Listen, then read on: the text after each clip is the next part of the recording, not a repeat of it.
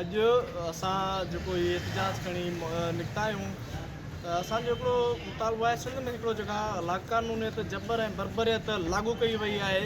सिंध सरकार ऐं उनजी हिकिड़ी कातिल फोर्स पुलिस जिते मुआफ़िस हूंदी आहे पर सिंध में बिल्कुलु हुनजे मुहबतड़ हिते असांजा कातिल लॻी पई आहे। अहिड़ो ई वाक़ियो हिकिड़ो इंसान सोज़ वाक़ियो कुझु ॾींहं पहिरीं दादू में थियो। नादर जमाली जेको हिकु सोशल वर्कर हुयो उनखे हिकिड़ो बेदर्दी सां तशद्दुद करे क़तल कयो वियो आहे।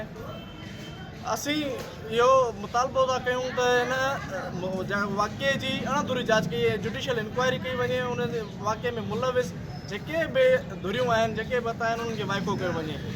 सिंध अंदरि रोज़ु कंहिं न कंहिं शहर में कंहिं न कंहिं ॻोठ में पुलिस पंहिंजी अदालतूं क़ाइमु करे को न को ईअं ई बेदर्दी सां वॾेरनि जे वंगार वहंदे ऐं पंहिंजूं ज़ाती दुश्मनियूं क़ाइमु कंदे उन्हनि खे रस्ते तां हटाए अचनि।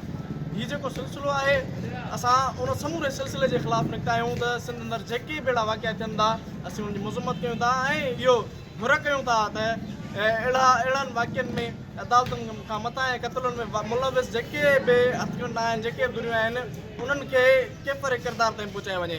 नादर जमाली जे खून सां जेको नादर जमाली खे तशद्दुद करे क़तल कयो वियो आहे उन लाइ जुडिशियल इंक्वायरी क़ाइमु कई वञे। कातिल SSP दादू अमीर सऊद मगज़ी DSP सिटी दादू सुल्तान चांडियो कुर्बान कमराणी बेनज़ीर जमाली ऐं उन सां गॾोगॾु जेके बि ॿियूं धुरियूं मुलविस आहिनि उन्हनि ते क़ानूनी कार्रवाई करे केफ़र किरदार ताईं पहुचाए वञे।